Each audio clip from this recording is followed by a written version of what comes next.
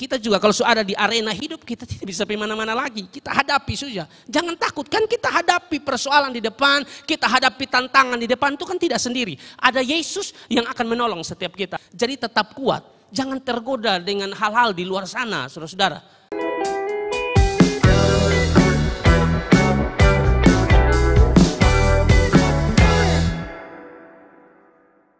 Kalau kita berbicara tentang berdiri teguh sedang berbicara tentang posisi seseorang yang kuat, yang erat, yang kokoh, tidak bergeser, tidak berubah. Itu berbicara tentang berdiri teguh. Sekali lagi, berdiri teguh sedang berbicara tentang posisi seseorang yang kuat, ya, yang kokoh, tidak bergeser, tidak berubah. Nah itu yang dinamakan berdiri teguh.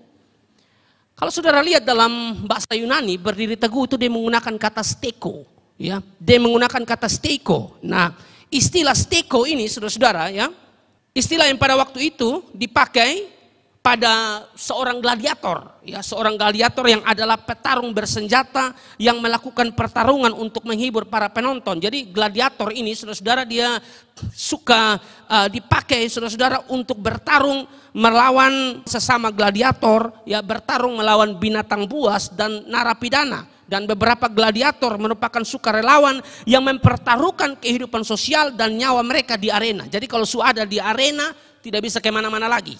Berdiri teguh, hadapi saja. Apa yang ada di depan, hadapi. Itu steko, saudara-saudara.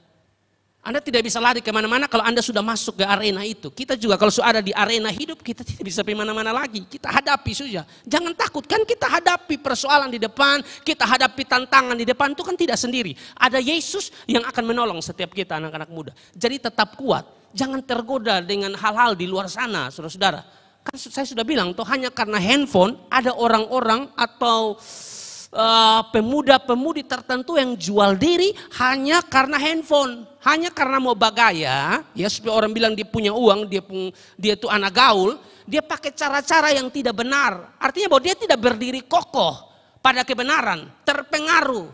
Yang lain boleh bilang kamu anak sok suci, ya, dan lain sebagainya. Jangan terpengaruh, tetap berdiri kokoh. Yang saudara harus pandang itu, saya ini milik Kristus, saya ini ciptaan baru, saya ini warga kerajaan sorga. Jangan mudah dipengaruhi oleh orang-orang yang berkata demikian kepada Anda. Jangan. Itu orang yang berdiri teguh. Nah, menjadi pertanyaan, bagaimana kita bisa berdiri kuat? Bagaimana kita bisa berdiri kokoh, tidak bergeser, tidak berubah, tidak goyah, saudara-saudara. Ya, sudah pasti di dalam Tuhan. Kalau tidak di dalam Tuhan, Anda tidak mungkin bisa berdiri teguh, ya. Berarti rahasia atau kunci yang pertama agar kita bisa berdiri teguh adalah, yang pertama, ingat, dalam Tuhan.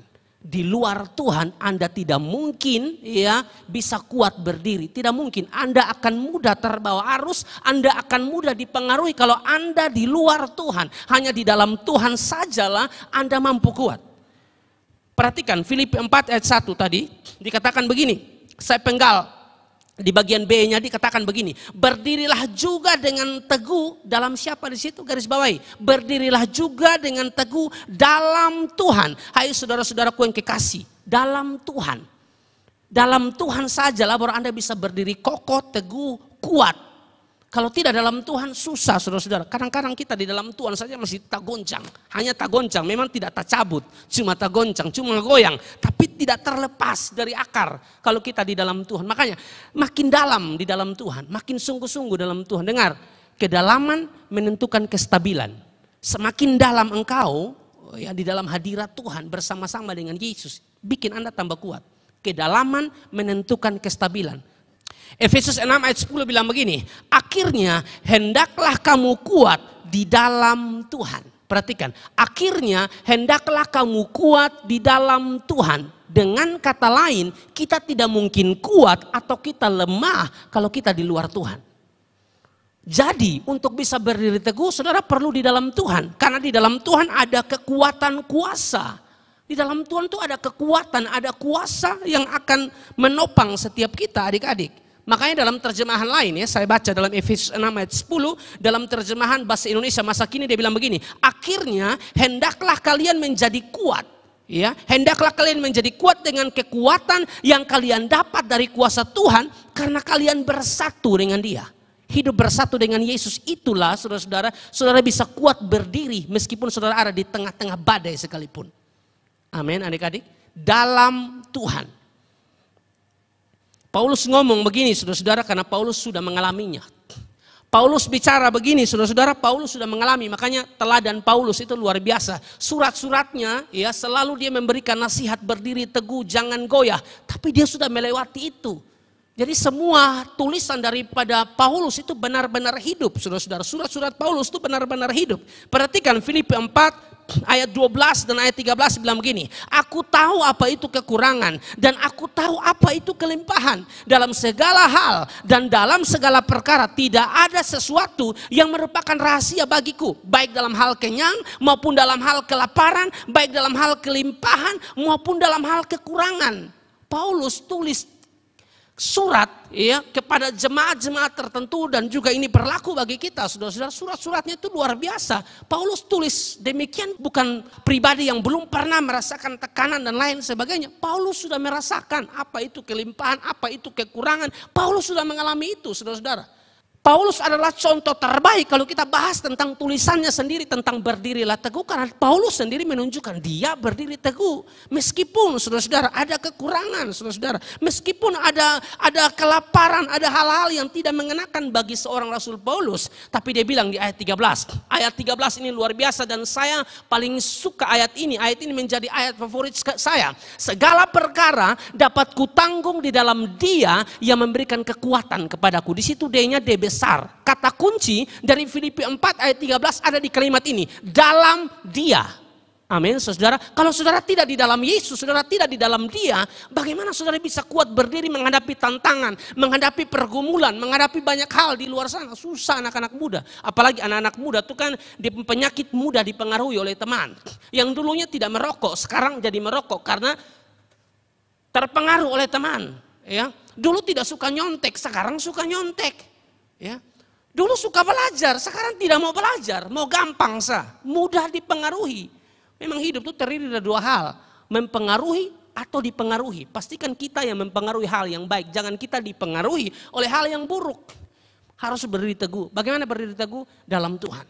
Kalau di luar Tuhan, Anda tidak bisa berdiri teguh, saudara-saudara. Ya, kita tahu ya persoalan yang dihadapi oleh Paulus ini tidak mudah, atau pergumulan atau tantangan atau penderitaan yang dihadapi oleh Paulus tidak mudah ya. Saya tidak usah buka tapi saya kasih tahu saja dalam 2 Korintus 11 ayat 23 sampai 27 itu penderitaan tuh luar biasa. Penderitaan kita ini belum sama seperti penderitaan Paulus atau penderitaan Ayub, belum saudara-saudara.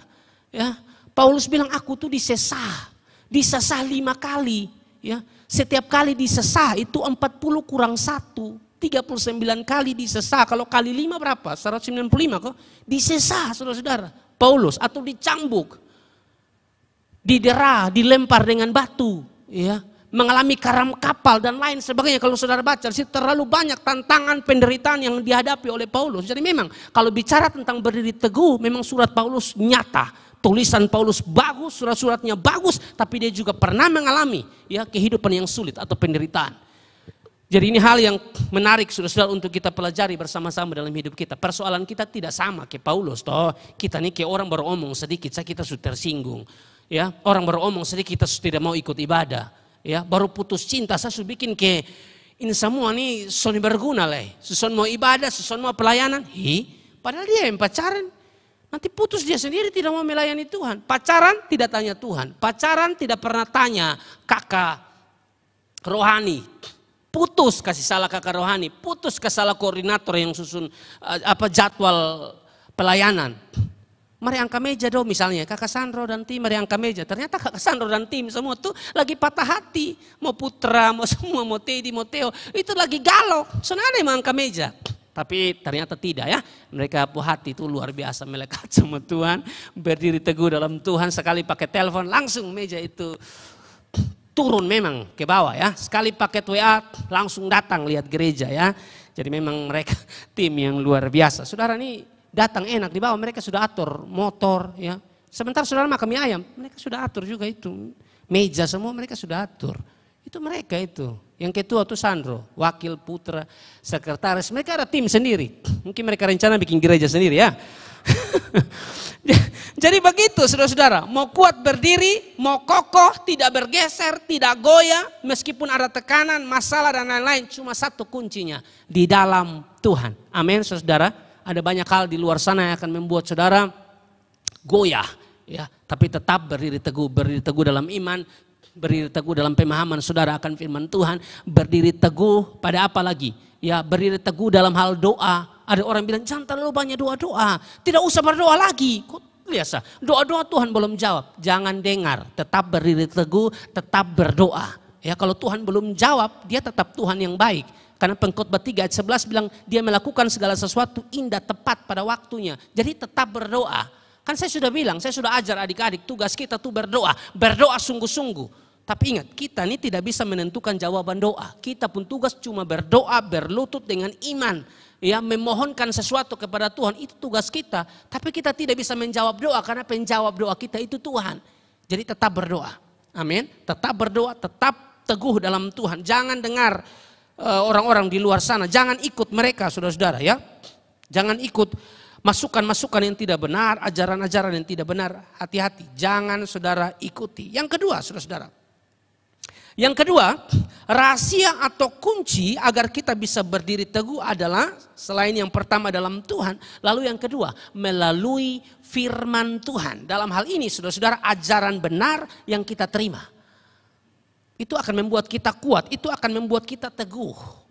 Roma 10 ayat 17 selalu pakai memulai opening khotbah dengan ayat ini. Ya, iman timbul dari pendengaran dan pendengaran akan firman Tuhan. Bukan gosip. Gosip tidak bisa buat iman kita bertumbuh. Tidak bisa. Yang membuat iman kita bertumbuh, yang membuat iman kita makin teguh itu firman. Firman Tuhan itu penting. Mazmur 119 ayat 9 mengatakan begini. Mazmur 119 ayat 9. Dengan apakah seorang muda mempertahankan kelakuannya bersih? Dengan menjaganya sesuai dengan firman-Mu. Dengan apakah orang muda bisa berdiri kokoh, berdiri kuat, berdiri tegar. Meskipun ada persoalan, harus dengan firman. Kalau tidak dengan firman, Anda tidak bisa kuat. Anda tidak bisa berdiri kokoh. Firman itu pelita bagi kakiku dan terang bagi jalanku. Artinya tanpa firman perjalanan saudara penuh dengan kegelapan. Tapi kalau bersama dengan firman ya saudara-saudara, meskipun menurut orang lain ternyata di luar sana gelap, kita tidak bisa jalan. Bagi Anda yang hidup dalam firman tidak. Bagi saya selalu ada jalan keluar, selalu ada cahaya kecil meskipun Anda sedang berada dalam kegelapan yang benar-benar gelap. Tapi selalu ada cahaya, selalu ada terang. Kalau saudara hidup dalam firman, selalu ada jalan terbuka yang Tuhan lakukan buat saya dan saudara. Amin saudara. Saudara masih percaya Tuhan bisa melakukan mujizat adik-adik? Percaya? Bisa. Anda sedang cari kerja, berdoa, Tuhan tolong. Anda sedang apa lagi? Ya, pikir masa depan Tuhan, bagaimana masa depan saya? Ya, Tuhan tolong masa depan saya, nikah dengan siapa? Ya toh? Kalau bisa kerja baik, yang pasti lu akan nikah dengan manusia. Tuhan pasti siapkan. Nah ini paket kasih ingat, tips pilih pasangan. Yang pertama, ya tips pilih pasangan yang pertama harus seiman. Bagaimana mungkin Anda cinta Yesus lalu Anda pilih pasangan yang tidak cinta Yesus? 2 Korintus 6 ayat 14. Ya harus yang seiman, harus yang seimbang, sama-sama cinta Tuhan, sama-sama mature, sama-sama dewasa. Yang kedua, mesti beda jenis kelamin. Ya, mesti beda jenis kelamin. Saudara lihat di TikTok tuh, laki-laki dengan laki-laki menikah. Perempuan dengan perempuan menikah. Saudara, perempuan cantik-cantik menikah. Ini perempuan yang perempuan, saudara-saudara. Ini bagaimana, saudara-saudara? Harus yang beda jenis harus beda jenis kelamin. Karena Tuhan menciptakan Adam dan Hawa. Tidak ada setengah-setengah atau di antara, itu tidak ada. Hanya Adam dan Hawa. Jadi mesti beda jenis kelamin. Jangan sama jenis kelamin. Sudah lihat bareok dan bareok berhadapan muka, bertatapan muka begini. Sudah bayangkan bareok dan bareok. Coba saudara bayangkan baru pendeta memberkati. Itu sukar mana ini dunia. Tapi itu yang terjadi. Memang Indonesia belum. Tapi saudara lihat di TikTok, di Amerika itu ada saudara-saudara. Ingat, kokoh, teguh. Jangan saudara ganteng, hidung tinggi, gagah. Senyum Anda bagus, pilih laki-laki. Aduh Tuhan nih, pakai telia nih bisa, ini Dada bisa tertikam saudara-saudara. Su ajar leh begini, su khotbah leh baru saudara masih bikin begitu. Di Kupang ini su banyak. Ini saya kasih tahu saudara. Jadi yang adik-adik laki-laki hati-hati. Kalau dulu perempuan keluar rumah orang tua larang sekali. Sekarang laki-laki keluar rumah itu dilarang. Karena bahaya sekarang. Kak Inggit paling tahu tuh. Kak Inggit Wakano. Kak Inggit Wakano suka tahu. Hati-hati saudara. Kalau mereka bilang mari ikut beta kasih doi 500.000, 7,5 beli pakaian. Jangan ikut. Lupi ancor sudah. Amin. Berdiri kokoh. Amin. Cari yang beda jenis kelamin bukan sama jenis kelamin. Dan yang ketiga, harus punya masa depan. Amin. Harus punya masa depan. Paling tidak kalau dia belum bekerja sekarang, anak pun pacar sekarang dia belum ada kerja. Tapi paling tidak dia itu berpikir ke depan. Setelah kuliah saya akan cari kerja, setelah cari kerja uang pas saya kumpul nikah. Itu dia mesti pikir ke depan. Kalau saudara pun pacar tidak pernah pikir ke depan, kalau tanya dia nanti setelah kuliah apa? Beta main game terus, saya model begitu kasih putus. Kalau hanya main game, dia pikir nanti hidup hanya main game. Saudara Pertamina tuh isi bensin bayar, bukan bayar yang senyum. Soalnya orang pukul, ini penting. Istri sakit atau pasangan sakit nanti besok-besok harus ada ini. Usaha sedikit, Grab, ojek, pokoknya buat sesuatu lah. Amin. Jangan tidur-tidur di rumah Anak Tuhan itu tidak begitu. Benar, Tuhan memberkati Anda, Tuhan menyertai Anda, tapi jangan matikan sisi aktif saudara. Tetap cari kerja, kasih masuk lamaran sebanyak mungkin. Alkitab bilang minta, cari, ketok. Minta, cari, ketok. Itu tuh aktif, bukan pasif. Jadi jangan iko-iko arus sembarang ya. Cari kerja, mesti cari kerja. Tidak bisa tidak ya. Bagi yang sedang cari kerja, Anda yang masih sekolah sungguh-sungguh, belajar sungguh-sungguh. Jangan bilang tenang, sebagai anak Tuhan tidak usah belajar. Nanti sampai di sekolah pas mau ujian Roh Kudus buka ke papan tulis, lu pembodok. Mesti belajar, lu pikir nanti Roh Kudus kasih tunjuk. Ada begitu, anak Tuhan harus jadi saksi di sekolah. Perhatikan lagi saudara-saudara, di dalam 2 Tesalonika 2 ayat 15 sampai ayat 17. 2 Tesalonika 2 ayat 15 sampai ayat 17 mengatakan begini saudara-saudara. Sebab itu berdirilah teguh dan berpeganglah pada ajaran-ajaran yang kamu terima dari kami. Kunci atau rahasia untuk kita bisa berdiri teguh, yang pertama dalam Tuhan, yang kedua melalui firman Tuhan, saudara-saudara ya, melalui firman Tuhan. Karena kalau kita hidup dalam firman, saudara-saudara, percayalah bahwa selalu ada kekuatan dari firman Tuhan. Ya, sekali lagi saya baca 2 Tesalonika 2 ayat 15 sampai 17. Sebab itu berdirilah teguh dan berpeganglah pada ajaran-ajaran yang kamu terima dari kami, baik secara lisan, ya, Paulus khotbah langsung maupun secara tertulis surat-surat Paulus, ya. Dan ia Tuhan kita Yesus Kristus dan Allah Bapa kita yang dalam kasih karunia-Nya telah mengasihi kita dan yang telah menganugerahkan penghiburan abadi dan pengharapan baik kepada kita, kiranya menghibur dan menguatkan hatimu dalam pekerjaan dan perkataan yang baik. Saudara perhatikan, orang yang tinggal di dalam firman itu, ya, ada dampaknya, ada akibat yang baik untuk dia, ya. Ada dampak dari orang yang hidup dalam firman. Kalau saudara lihat tadi di bagian akhir itu, saudara-saudara, ada kalimat mendapatkan penghiburan, atau kalau kita lihat dari teks itu, ya, mendapatkan penghiburan abadi, pengharapan baik. Lalu yang di situ ada kalimat menguatkan hatimu. Jadi dampak dari orang yang hidup dalam firman yang pertama, mendapatkan penghiburan. Saudara tidak bisa dapatkan penghiburan dari dunia. Penghiburan yang sejati, sekali lagi, itu hanya di dalam Tuhan. Di luar Yesus tidak mungkin saudara dapatkan penghiburan. Hanya di dalam Yesus, dalam firman-Nya Anda bisa dapatkan penghiburan yang sejati. Saya dan Maket tadi malam pergi dan mendoakan, ada satu ibu yang sakit, lalu mereka bercerita sedikit awal pertobatan mereka. Mereka bilang waktu kami dengar Bapak Gembala berkhotbah.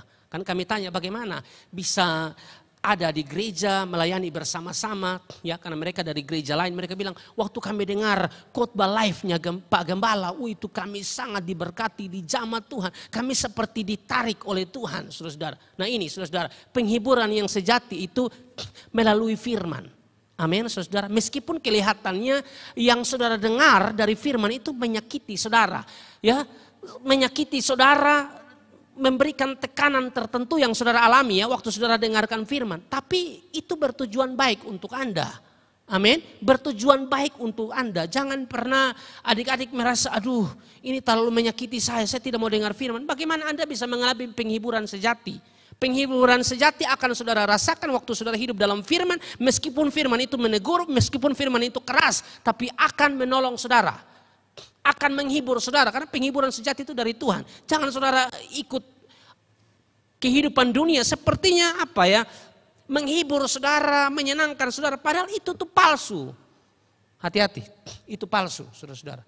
Ya, itu palsu. Penghiburan yang sejati hanya di dalam Yesus melalui firman-Nya, saudara-saudara. Kita baca Mazmur 23 ayat 4. Sekalipun aku berjalan dalam lembah kekelaman, aku tidak takut bahaya. Sebab engkau besertaku, gadamu dan tongkatmu itulah yang menghibur aku. Perhatikan, penghiburan sejati itu dari Tuhan. Meskipun saudara ada di dalam lembah kekelaman, ingat, sekali lagi saya selalu ngomong ini, jangan fokus pada lembah kekelaman, jangan fokus pada tekanan hidupmu, mari fokus pada Tuhan. Karena kalau saudara fokus pada Tuhan, fokus pada firman-Nya, berjalan sesuai dengan firman-Nya, Alkitab bilang Anda akan mendapatkan atau mengalami penghiburan yang bersifat sejati, bukan penghiburan palsu. Ya, Mazmur 119 ayat 50.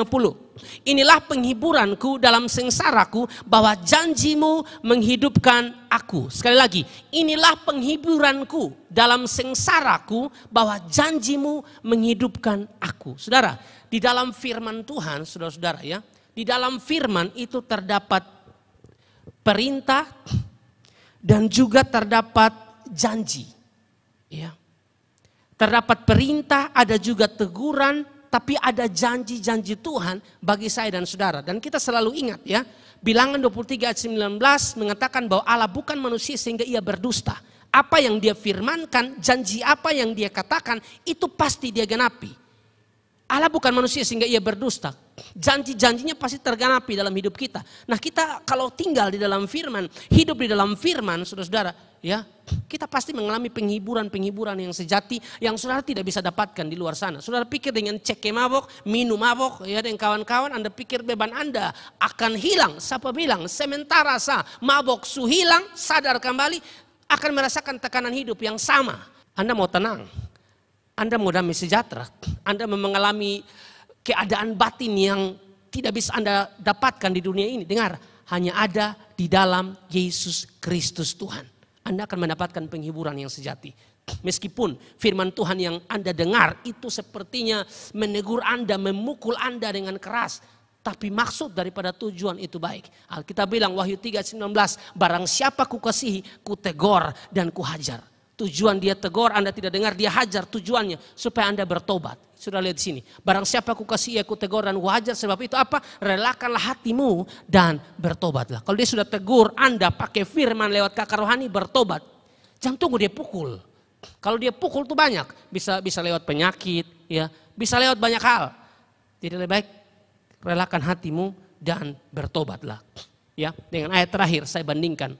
Amsal 14 ayat 13. Di dalam tertawa pun hati dapat merana dan kesukaan dapat berakhir dengan kedukaan. Sekali lagi, di dalam tertawa pun hati dapat merana dan kesukaan dapat berakhir dengan kedukaan. Saudara mungkin lihat, beta di dalam Tuhan, tapi sepertinya dari satu masalah ke masalah yang lain tidak tahu habis-habis. Saya dalam tekanan hidup, padahal saya cari Tuhan. Ya.